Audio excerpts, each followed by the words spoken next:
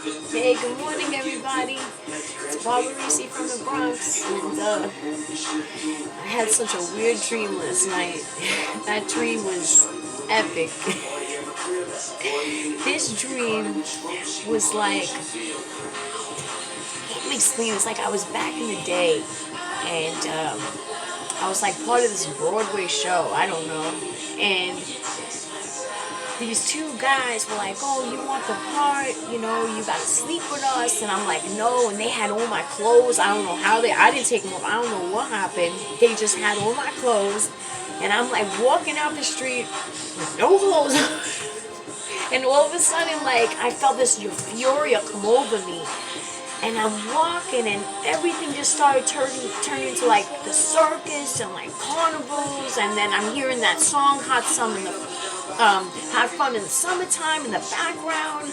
It was so amazing. I never experienced a dream like that. Like, it was like my body, like I felt like this happiness, like that just came over me, like this overwhelming happiness. And at the end of the dream, there was like pigs for the slaughter, and it was scary as hell. It was like, oh my god, like these pigs were on a conveyor belt, and each pig and each axe kept coming out, slash, slash, slash, and I'm like, oh my god. And then I woke up. But if I can give like a more descriptive, it just felt so amazing before that point. Everything felt so surreal. Like I was floating, like I was happy. There was carnivals, there was rainbows, there was people like vendors in the street. It was like a movie. It was amazing. Today, I'm going to the circus. I'm going to the Vasquez Circus. So I don't know if that has anything to do with it, but it's just amazing. The dream is absolutely amazing. So right now I'm going to get into one of my stories. Let me lower the music because I know it's a little loud. So just give me a second, guys. Hold on.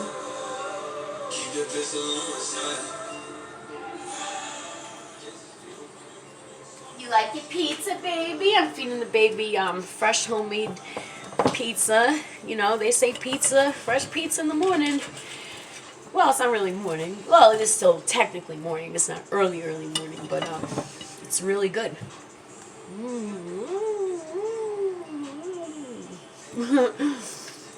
So, I'm going to get into one of my, excuse me, thank you, Lord. I always thank God for everything. I'm making coffee. I make coffee old-fashioned way. I make it like this, with the net. It works out a lot better that way. I don't know. I don't like coffee makers. Teach their own because of the plastic and stuff. I know, right? Someone used to use drugs is afraid of plastic. Yes, I am. Believe it or not, I don't like plastic. I like using, now this is a container I got from the Chinese restaurant, and for some reason it's so durable. It has like little clasps on it, and you can store food in it. And I put it to put my lunch in because it's made out of vegetables. So I'm like, can't lose. Let me pour my coffee. Sometimes it's hard to chew with these teeth. I can't even, like if I chew gum with these teeth, they go up and down. But I love to laugh at myself. You have to laugh at yourself sometimes. You enjoying your pizza? Look at my little babushka. Look, everybody, that's the baby. Wait, say hi, baby. Eating your pizza, honey. Say hi to your fans. Say hi, everybody. God bless you. He likes to look at himself. Oh, Lord. Oh. He likes to look at himself in the mirror while he eats. You go, Edie B. You can do it. Good boy. Yes. A mangia mia, papa pia. There you go. Make sure you chew on that mozzarella really good. Chew it really good. You got to chew it really good. You got to chew it and chew it and chew it and chew it and chew it. Remember that. Mommy got to keep an eye on him while he's chewing that mozzarella. That fresh mozzarella. Oh boy, now I'm gonna be able to stand my phone up. So, alright, so where was I? Okay, so I'm gonna talk about, my, this right here. Excuse me. Hold on, let me pull my pants up. You see this scar right here, guys? I don't know if you can see it. It's very light now. And I'm going to talk about that. This happened from something else. But this, what is that? A good, hold on, let me see. Can you guys see it? I don't want people to get the wrong idea. Here we go. Hold on, guys. Hold on. You see that scar? I'm going to talk about that. That bad boy right there. It was very bad at one time. And there we go. There's a better shot. Okay, I was slashed.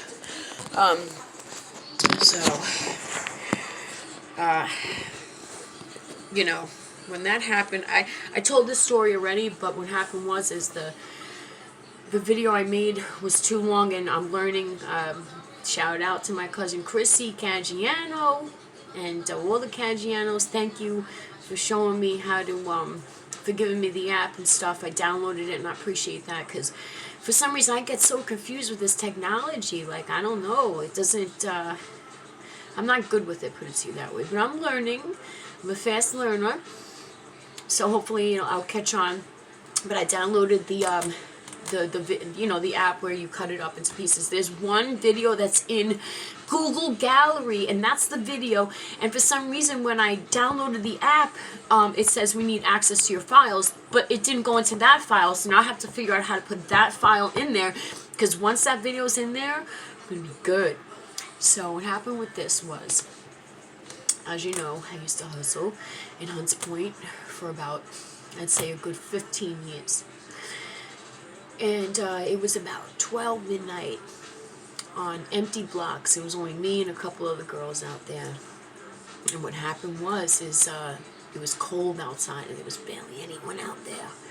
And when you're sick, I was hooked on drugs. I was hooked on, I'm being straightforward. I used to smoke crack. I used to shoot heroin. I used to do all those things. Those are the two things that I did, but those are hardcore, I never did like crystal meth. No shame to anyone who's used that. I know that some people have used that and they recovered, and God bless them. God bless anybody who's recovered from anything, who's come out of it unscathed. God bless. Even if you only had a small addiction for a little while and you got help, God bless everybody who's come out of addiction. Like, it doesn't matter if it was one day or 20 years, if you came out of it unscathed, then kudos to you, So, let me start putting my coffee together. Yeah, so it was late at night, nobody out, just picture like a dark, creepy alleys, because that's exactly what they were. There's a gas station, there's a McDonald's, but they kind of like, far in the distance, but you can still see, the lights of the gas station, McDonald's, but then down the blocks it gets very dark and very creepy.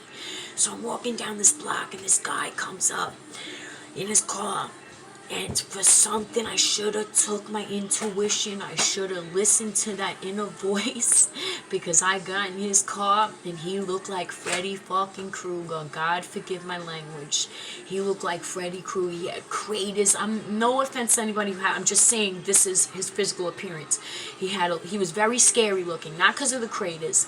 I have a couple of craters, I had an abscess on my face here and here. One day my whole face looked like freaking the guy from Notre Dame. But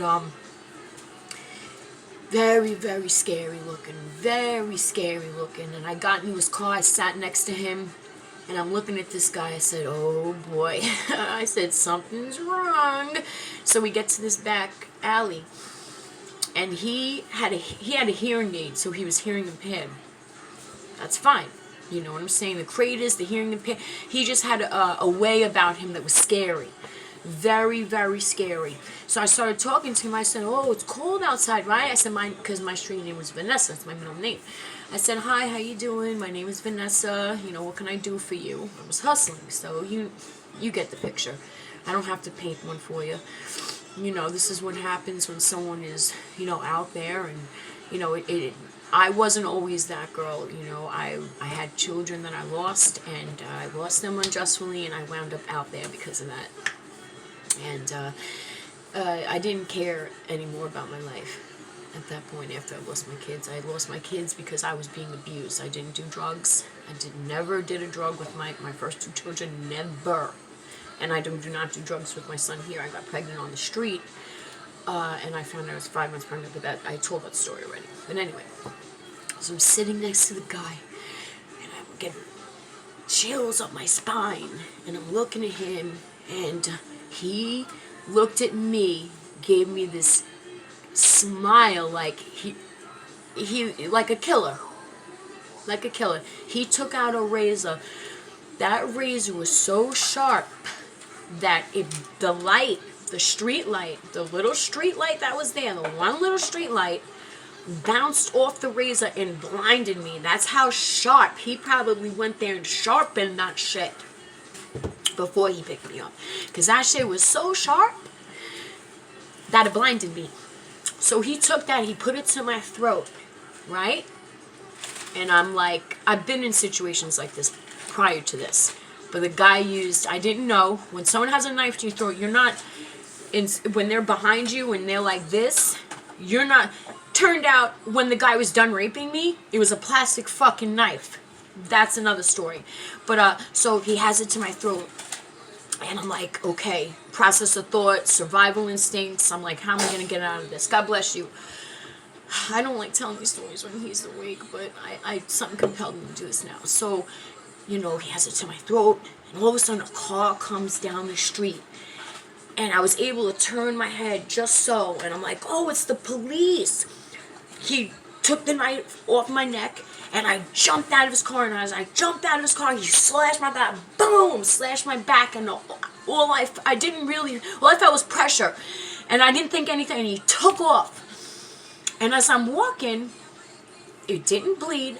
I put my hand on my back, and all I felt was a huge split. Yes, puppy. Come here, baby. All I felt was a huge split down my back. This split was so... You want more pizza? Of course. Of course you can have... No, you don't want more pizza. What do you want, honey? You want water? No. What? No, you can't have that, silly. So as I touched my back, all I felt was a huge, huge, huge gap. A huge, huge gap, right? Oh my God, it was so bad that I could feel it was like a cave inside. Just think about your flesh, right? And think about a big gash, and you can feel like the dip of the inside.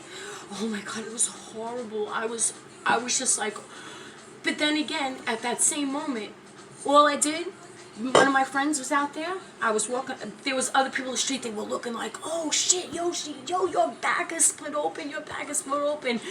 And I'm like, whatever. It wasn't bleeding. I swear. I took it like, at first I was shocked, of course, but I took it like it was not like this is what it did. This is what I'm trying to explain to you.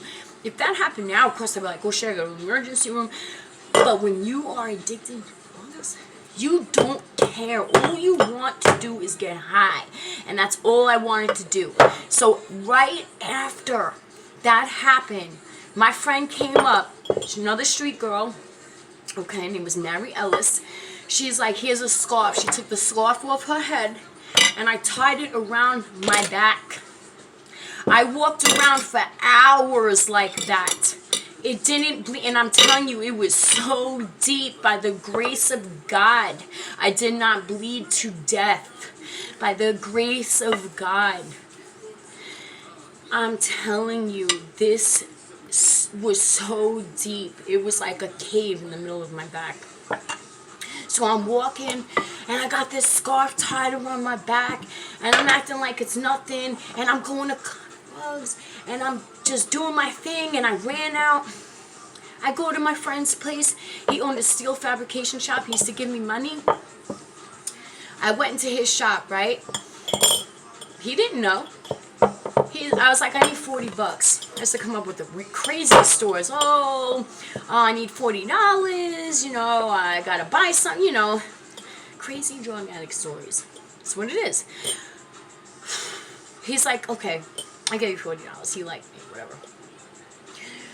whatever. So he comes back and he looks at my back. He's like, what is that? He's like, your back is split open. He's like, what are you doing? He's like, you gotta go to the hospital. He's like, I can see your insides. I was like, no, I'm good. You just give me the money, please. He would not give me the money after he seen the back. He wouldn't give it to me. He's like, oh, I'll be right back. I'm gonna go get you something for your back. He went and called the police. He went and called the ambulance. The police and the ambulance came. They were like, miss, you need to go to the hospital. Your back is split open. Your back, I could see your meat.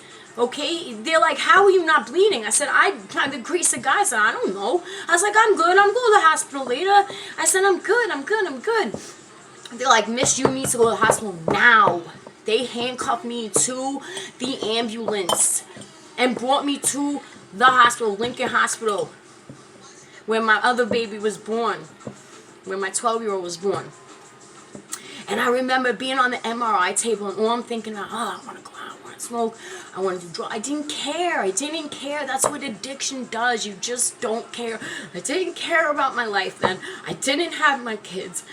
I didn't have anything to live for. Once my children were taken from me, I had nothing to live for. Nothing. And thing was, is like, as the lady was giving me, she was examining me, she like pulled it open more. I'm like, ow. That's when I felt it. That's when I finally felt like some kind of pain. Before that, I didn't feel nothing. I don't know if because I was, or because it was, the razor was so sharp, it just cut through me like butter. It just went whoop. It did so bad. Whoosh. It was, I'm telling you, the razor was so sharp that it cut through me like butter. Like butter. And what I get out of all of that is that addiction is a disease. It is. And I never understood that before. I never understood how addiction could be a disease, and it is, because if you can have your back split open to this fact that you have your meat hanging out and people looking at you like you're crazy, and you won't go to the hospital, and you have to be handcuffed into an ambulance, you know something is not right in here. You need some souls. I need some soul searching. Even when I was out there, I still fed the feral cats. Well, anything good in me, I don't take credit for. That's the Spirit of God working through me. So when I help someone who's homeless, or I feed a feral animal, I don't say, oh, look at me, I did that. No, it's not me. That's God working through me, because I am wretched. Mankind is evil. Period. When you have good in you, that's because God has anointed you with good. Period. So anything good about me, I don't take credit for. So when I was out there, I still helped people. I still gave people money because I used to make a lot of money. You know what I'm saying? And I did. Not in the right way, though. I don't recommend that lifestyle to anybody. And anybody who's suffering from addiction, I know firsthand. I was out there for a long time. And anybody who's hustling on the street, get out while you can. You can do it. Ask God to help you. And if you have family, if you do have family, reach out to them, because you don't know. Like, now I'm finding out.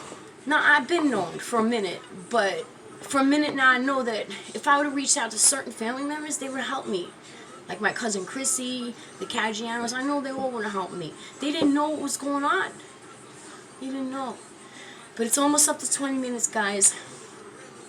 I know the story got a little, not interrupted. This face can never interrupt anything, but I couldn't get really into in-depth as details I wanted to, because the baby's right here, and I can't push my son, to tell a story, so he comes first. So God bless you guys. I love you all.